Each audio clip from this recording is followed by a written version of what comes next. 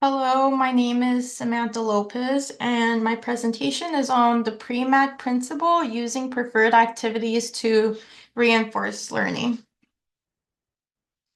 Here's a quick overview of what I'm going to be talking about in this presentation. What is the Premack Principle? How the Premack Principle improves learning and motivation, how I apply the Premack Principle to my learning, assessing the outcomes, and how the Premack Principle can be used in different situations. Okay, what is the Premack Principle?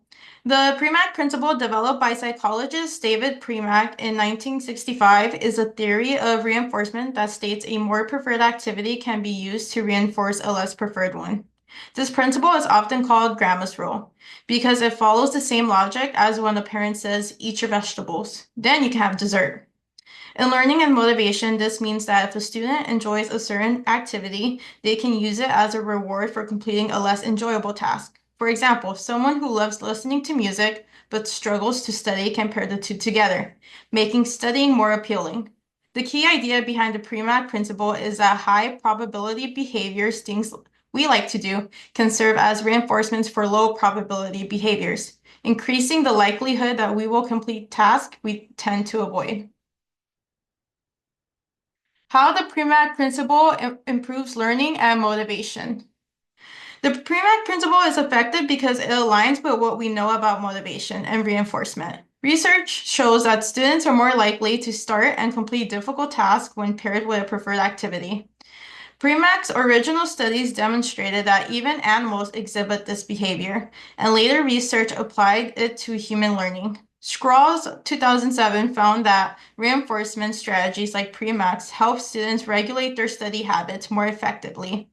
Duckworth's 2019 article also found that students who structure their study rewards tends to better academic self-control.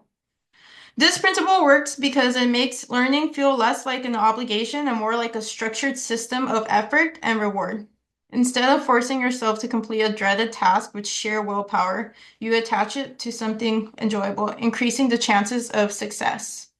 An example can be right here. A college student who dislikes writing essays but enjoys coffee can reward themselves with a coffee break after writing for 30 minutes. How I apply the Premack principle to my learning. I applied it in my own studies by pairing a difficult task, like writing my reflection journal for education, with something I enjoy, which is going to my favorite coffee shop. Instead of struggling to force myself to start the journal, I made a rule. I could only drink my vanilla cold brew while actively working on the journal. This simple change completely transformed my study routine. I found that I was more motivated to start my work because I associated it with something positive. It also helped me focus because I wasn't just rewarding myself after the task. I was engaging in the reward while completing it. Research by Gallwitzer 1999 supports this approach by showing that if done, implementation strategies help improve goal-directed behavior. By applying the Premack principle, I was able to reduce procrastination and get my work done more efficiently. I'll also use it on my day-to-day tasks. Like the first then strategy, I committed to clean my room, which is something I less prefer to do before allowing myself to go out with friends, something that I preferred the most to do. Task pairing. I finished taking notes of human physiology, which is less preferred, before engaging in the hobby that I like doing, which is going to the gym. Assessing the outcome. Did it work? Yes. I noticed that I started my journal assignment earlier and stayed focused longer than usual. It also reduced procrastination because I looked forward to going to the coffee shop. Here are my supporting research. Reinforcement increases task initiation and completion by Premack 1965. Duckworth 2019 explains that structuring rewards around study habits improve academic self-control, making students less likely to procrastinate. This increased my motivation and enhanced my productivity. How the Premack principle can be used in different situations.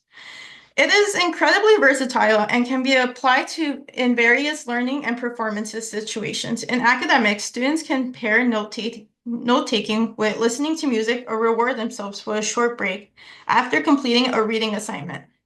Teacher can also use this principle in the classroom by allowing students to engage in a fun activity after finishing structured work. Beyond academics, the Premack principle can be applied to dance and sports.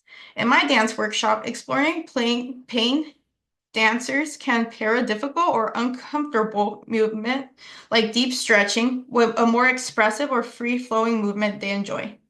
This reinforces endurance and adaptability. Similarly, in sports, a coach might reward players with free play time after completing structured drills. These examples shows how reinforcement can increase motivation and persistence across different disciplines. And these are my references, and that completes this presentation. Thank you.